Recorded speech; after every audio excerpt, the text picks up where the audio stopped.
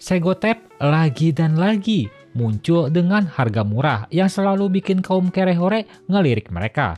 Selain harga murah, tentunya mereka juga ngasih kualitas yang baik di harganya. Kali ini hadir lagi dengan cooler murah mereka, yaitu Segotep Fi4. Nilai jual utama cooler ini yaitu digital. Yap, zaman sekarang apa-apanya harus flexing ya, termasuk suhu prosesor juga harus diflexingin. Hehehe.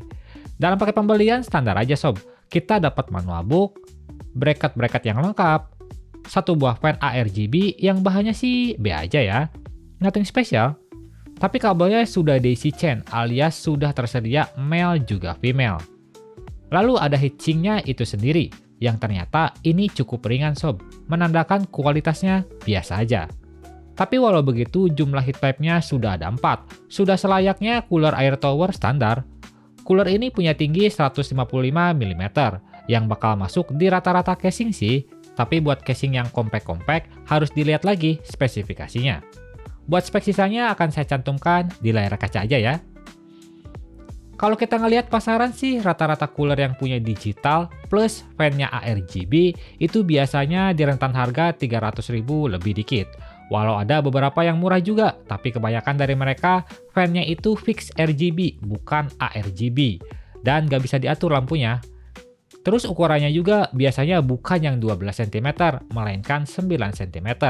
Kalau di Segotep ini sudah 12 cm dan juga tentunya karena sudah ARGB 3 pin, kamu bisa atur warnanya sesuka hati. Misal gak mau nyala-nyala pun gampang, gak usah dicolok aja. Buat nyalain digitalnya seperti biasa, kita harus nyolokin kabel USB yang ada di Mobo ini ya. Tips dari saya untuk masang cooler ini, usahakan fan-nya itu dipasang di bagian yang ada kabel USB-nya ini ya. Biar nanti digitalnya itu nggak kebalik, soalnya kalau kebalik bisa repot lagi, harus bongkar pasang. Seperti biasa, kalau sesuatu yang nampil-nampil layar itu perlu yang namanya software. Buat software si Segotep Fi4 ini kita bisa download di website resminya Segotep. Masuk aja ke website resmi Segotep, terus scroll ke bagian paling bawah. Lalu ada menu download. Pilih aja yang Fi series cooler. Download aja, terus install seperti biasanya. Buat tampilannya sendiri, sebenarnya software ini nggak punya UI yang kayak biasanya, melainkan dia ada di sistem tray di bagian bawah kanan. Kamu klik aja panah yang ada di bagian bawah kanan, lalu di sana ada aplikasi si Segotep. Klik kanan aja, terus bakal disuruh belajar tuh bahasa Cina. Hehehe. Untuk ubah ke bahasa Inggris, tinggal klik aja yang pertama. Dia akan otomatis ke bahasa Inggris. Startup ini buat jalanin aplikasinya ketika kamu baru nyalain PC. Jadi, biarin aja dicentang. Lalu display ini ya buat nyalain digitalnya.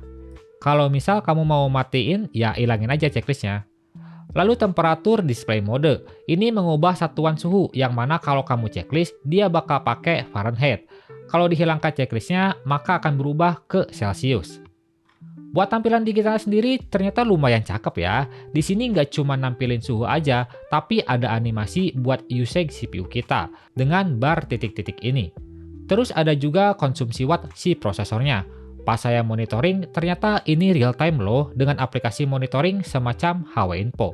Mantap lah, nggak ngebosenin. Biasanya kan digital-digital tuh cuma nampilin suhu aja ya, tapi di sini ada hiasan tambahan. Kita langsung intip aja yuk performanya gimana. Berikut spesifikasi yang saya gunakan. Seperti biasa, pengujian stress test kita lakukan di Cinebench R23. Looping 10 menit bisa dapat skor di 11.300-an poin. Ini poin yang cukup kecil sih dibanding biasanya yang bisa didapat tuh sekitar 12 ribuan gitu. Tapi buat suhu maksimalnya cuma ada di 76 derajat aja. Masih bisa handle prosesor sekelas 8 core 16 thread dengan baik di mode default.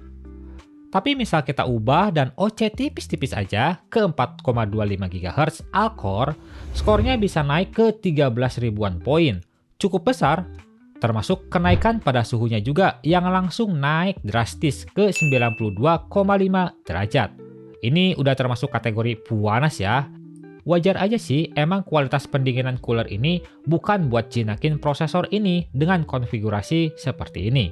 Tapi ini juga masih kategori bagus sih, karena nggak sampai nge-restart sob, alias masih bisa looping 10 menit dengan sukses.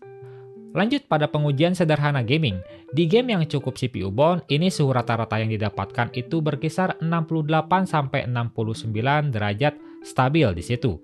Di beberapa kondisi bisa turun sih emang ke 66-an gitu, tapi nantinya bakal balik lagi dan stabil di sekitar 69. Ini masih kategori cukup baik buat digeber ngegame berjam-jam. Aman kok. Kesimpulannya, Segotev FI ini dibanderol dengan harga 280 ribuan, tersedia warna putih dan juga hitam. Yang mana harga tersebut lebih murah daripada beberapa cooler di pasaran yang punya spek mirip-mirip. Bahkan kalau kamu pakai voucher, cooler ini bisa kamu dapatkan cuma di 230 ribuan doang sob. Beuh, murah sangat ini mah. Sebenarnya Segotev juga punya cooler dengan performa pendinginan yang lebih baik di harga yang sama, yaitu seri FZ4 yang pernah saya bahas kemarin. Kedua cooler ini emang mirip, kalau kamu cari performa ambil aja si FZ4. Tapi misal kamu nggak terlalu cari performa alias pengen cari estetika aja, ya bisa ambil FI4 ini. Karena cooler ini sangat cocok untuk prosesor-prosesor sekelas Intel Core i3, Core i5, Ryzen 5, dan seterusnya. Ya emang sih sesuai kelasnya, ada di kelas menengah ke bawah. Kekurangan cooler ini sih menurut saya umum aja ya, udah pasti pastanya. Karena emang rata-rata cooler murah ngasih pasta ginian sih, udah sewajarnya aja. Saran saya beli lagi aja pasta yang 50 ribuan, itu harusnya udah lebih dari cukup. Jadi buat yang berencana simpen PC di atas meja atau memang berniat ganti suasana, flexing-flexing suhu prosesor pakai digital ini boleh-boleh aja sih sob. Ya yang namanya selera itu gak bisa didebat. Tapi semua itu menurut pendapat saya aja ya. Menurut pendapatmu gimana sob? Like video ini kalau kalian suka, nggak usah di like juga gak apa-apa, tapi minimal tinggalkan jejak kalian di kolom komentar tentang cooler digital murah satu ini.